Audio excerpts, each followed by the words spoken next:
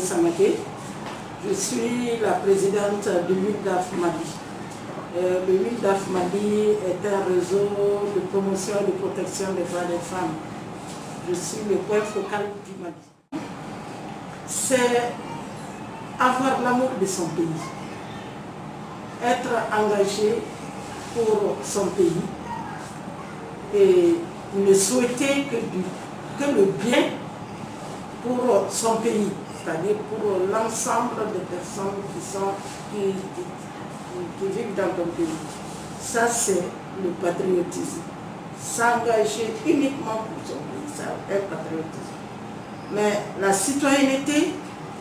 c'est de pouvoir marquer son appartenance à un pays, avoir des droits et des obligations par rapport à ce pays et être reconnu comme tel. Ça, c'est exercer cette appartenance, c'est-à-dire exercer ses droits et ses obligations. C'est ça la citoyenneté.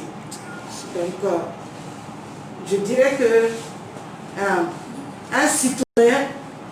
peut être patriote comme un citoyen ne peut pas être patriote. Donc, voilà un peu la différence que je fais par rapport à ces deux concepts. Ils peuvent jouer un grand rôle. Tout d'abord, les femmes, elles sont plus affectées quand il n'y a pas de paix, quand il n'y a pas de sécurité. Donc, le rôle qu'elles peuvent jouer dans la paix et la sécurité, c'est que les femmes ont en elles une fibre de paix, parce que c'est elles qui donnent la vie. Donc, elles sont plus préoccupées qu'il y ait la paix que la sécurité. Quel rôle elles peuvent jouer? Elles peuvent être des artisans de paix, c'est-à-dire participer à l'éducation pour la paix. Parce que c'est les femmes qui véhiculent les valeurs, qui véhiculent, qui conservent les traditions, qui conservent les mœurs. Donc, elles peuvent jouer un grand rôle dans l'éducation à la paix. L'éducation à la paix, aussi bien des enfants que d'autres personnes dont elles ont la gestion. Elles peuvent aussi être des sentinelles dans la société. Parce qu'à chaque fois qu'il y a un petit changement au sein de la société, les femmes sont les premières à s'en rendre compte. Donc, elles peuvent jouer le rôle de sentinelle, d'alerte, de dire attention, il y a telle chose qui a changé, il y a telle chose qui peut arriver. Donc, elles peuvent vite donner l'alerte, elles peuvent aussi suivre pour que vraiment on ne puisse pas, la paix ne puisse pas être détériorée. Mais aussi dans la société, les femmes peuvent être aussi, bon, je ne dirais pas des informatrices, mais quand même, elles peuvent donner beaucoup d'informations. Et ces informations peuvent se révéler être de vraies informations. Donc, elles peuvent jouer le rôle en ce qui concerne l'information. Mais aussi, ce qu'on peut dire aussi, c'est que les femmes, elles peuvent jouer sur leur grand nombre, parce qu'elles sont les plus nombreuses au sein de la société. Donc, elles peuvent servir de réseau pour pouvoir vraiment consolider la paix. Donc,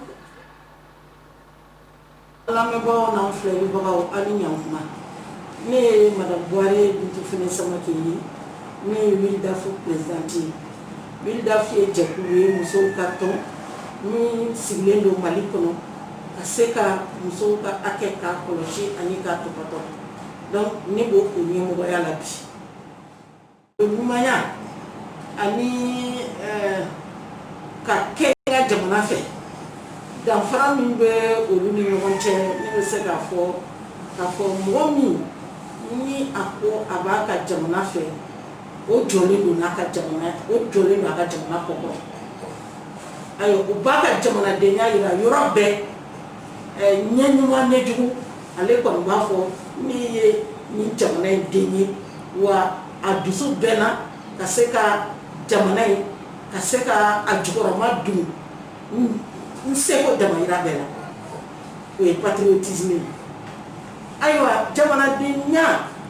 o b'a yira k'a fɔ nin jamana in lakɔdɔnnen don a fɛ a sɛbɛn bɛ n bolo lakɔdɔnnen b'a fɛ wa n kan ka wale min kɛ n b'o kɛ jamana ye jamana fana kan ka wale min ta k'an sɛgɛrɛ n bɛ o wale ninnu n b'o olu ɲini a bɛ komi n'a fɔ n ka hakɛw ani n ka kɛtaw parce que n ye jamanaden ye n bɛ tɛmɛ o sira fɛ o citoyenneté mais o kɔnɔna na an bɛ se ka min fɔ jamanaden ɲuman bɛ yen comme jamanaden jugu bɛ yen jamanaden ɲuman ye jɔn min bɛ jamana sariyaw bonya jamana taabolo a b'olu bonya jamana dɔnsenw a b'o olu bonya nka jamana fana kan ka hakɛ min bila ye o fana bilalen don donc o ye jamanaden ɲuman ye ne bɛ se ka min fɔ bamanankan na a ka gɛlɛn musow jɔyɔrɔ ka bon kosɛbɛ parce que musow olu de ye denbaw ye olu de bɛ du kɔnɔ ayiwa ni basigi ani lafiya tɛ jamana kɔnɔ a kɔlɔlɔba bɛ musow de kan donc o hukumu kɔnɔna la musow olu de bɛ sigida la yɛlɛma fitinin mana don sigida koɲa la dɔrɔn mɔgɔ fɔlɔ minnu bɛ bɔ a kalama o ye musow de ye donc musow bɛ se ka kɛ i n'a fɔ kɔlɔsibagaw bɛɛ ani kelenya ko o kɔlɔsibagaw ye nka musow fana u bɛ se ka u sen don ka kibaruya jɛnsɛn kibaruya min bɛ bɛn ani kelenya o kuma fɔ ayiwa musow bɛ se ka u sen don fana bɛn ani kelenya wale yɔrɔw la i n'a fɔ bi fɛn caman bolo dalen don anw fɛ Mali kɔnɔ yan pour que ka bɛn ni kelenya sabati o ye mun ye muso yɛrɛ a bɛ se ka taa fini ta i n'a fɔ cɛw ka don surasiyaw la ka don polisiyaw la ka don gardiyaw la ka don gendarmeyaw la muso bɛ se k'o kɛ pour que ka se ka bɛn ani basigi ka se ka o baaraw kɛ ni o fana bɔra la an b'a ye k'a fɔ musow u bɛ se ka u sen don jamana jɔli kumaw la i n'a fɔ waati la an y'a ye sisan k'a fɔ an ka wasadenw taara an y'a ye k'a fɔ muso caman donna wasaden bulon kɔnɔ an b'a ɲini o muso ninnu fɛ u ka taa bɛn ani kelenya kuma sabati yen nɔ min bɛ se k'a to bɛn bɛ se ka sinsin an ka Mali kɔnɔ u ka o baaraw kɛ ayiwa muso ninnu fana u bɛ se ka u sen don sigida baaraw la i n'a fɔ an ka mairie ninnu kɔnɔ ni musow cayara yen musow bɛ bɛn ni kelenya sabati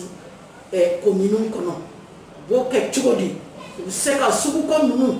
ka se ka basigi don yen u bɛ se ka jeunesse u bɛ se ka olu encadrer donc ninnu ye jɔyɔrɔ ye jɔyɔrɔ min ni muso nafa ka bon a yɔrɔw la kosɛbɛ parce que muso yɛrɛ mɔgɔ min bɛ ɲi di ni bɔ man di o ye donc o kosɔn musow jɔyɔrɔba b'u la bɛn ani kelenya baaraw la Mali kɔnɔ bi wa n bɛ welewele fana bila u ma n'u sigilen don u ka wuli n'u wulilen don u ka dɔ kɛ parce que bɛn ani kelenya a tɛ se ka sabati an ka jamana in kɔnɔ ni musow ma wuli k'u jɔ parce que an ka ca ni bɛɛ ye an denw b'an bolo ayiwa an k'an ka wuli an bɛ se k'a to jamana bɛ kɔnɔ suma cogo min na pour que an